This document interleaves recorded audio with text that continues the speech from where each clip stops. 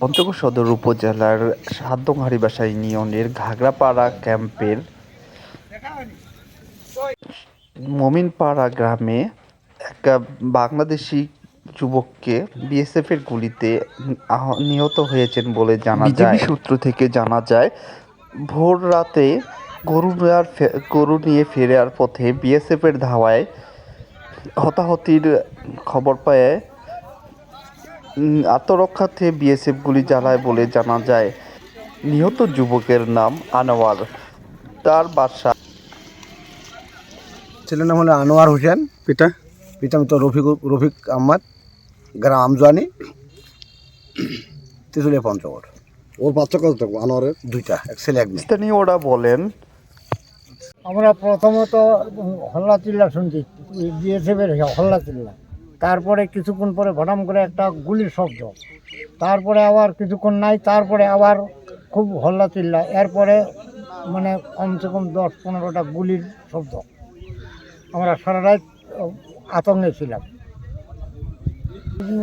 এই সকালবেলা শুনলাম যে এখানে লাশ পড়ছে। কুয়াশার জন্য দেখা যায় না, এদিকে আমরা যাইও না। হাড়িবাসা ইউপি চেয়ারম্যান বলবৎ আসি এখানে 8টার পরের দিকে এখানে আসে, এসে জানতে পারি যে রাতে ভোর 5টা, সোয়া 5টার দিকে গোলাগুলি শব্দ পাওয়া গেছিল। এরপরে বিজিবি চিহ্নিত করতে পেরেছে যে এই ভারতীয় সীমান্তে একজন লাশ পড়ে আছে। তখনও পর্যন্ত জানা যায়নি কে বা কার লাশ।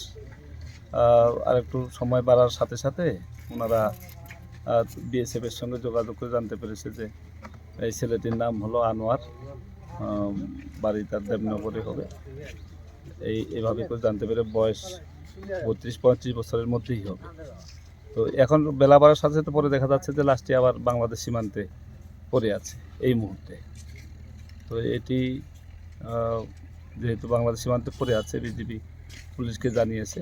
পুলিশ, আমি ওসি মহোদয়ের সঙ্গে কথা বললাম, তিনি পুলিশ ফোর্স পাঠিয়ে দিয়েছেন। রাস্তায় অল্পক্ষণের মধ্যে হয়তো এসে পৌঁছে যাবে। তো মূলত গোলাগুলির যেহেতু শব্দ হয়েছে এবং গুলিবিদ্ধ মানে রক্তাক্ত অবস্থায় পড়ে আছে, এটাই জানা গেছে।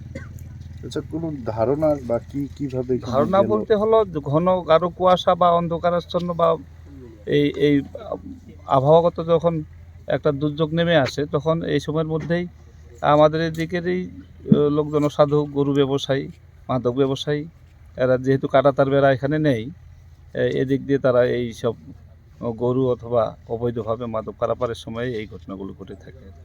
News desk, Panchagarh.